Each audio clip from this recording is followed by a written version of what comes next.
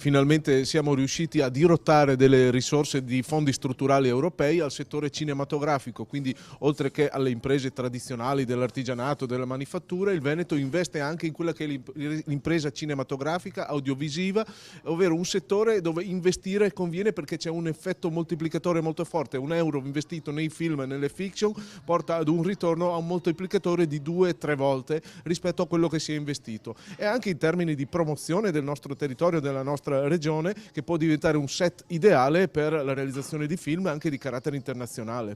Un incontro per spiegare come funziona il nuovo bando per attirare operatori cinematografici, un comparto che quando passa in un territorio lascia competenze e professionalità. La speranza è che vengano valorizzate le risorse già presenti nella nostra regione. Secondo me è essenziale, ci sono regioni o province come Trento che obbliga l'assunzione del 20% della troupe, bisogna andare in quella direzione perché fare i film è molto formativo, quindi se vogliamo far lavorare da un lato e far crescere le maestranze venete è necessario che ci siano dei tetti minimi. Oggi molte serie, molti film non ammettono lavoratori locali e questi devono essere esclusi a mio avviso.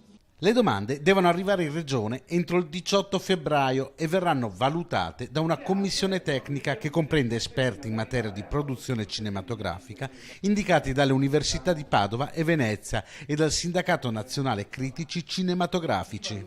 Sono fondi POR FESR, quindi fondi strutturali europei finanziati dall'Europa e cofinanziati dalla Regione Veneto. Risorse che sono immensamente superiori rispetto a quelle che avevamo con il bilancio regionale tradizionale, quindi adesso abbiamo 5 milioni di euro per questa programmazione. Un primo bando da 1,5 milioni lo abbiamo presentato proprio in questo momento, in questa occasione, e il restante 3,5 milioni saranno impegnati con un ulteriore bando nel corso dell'anno.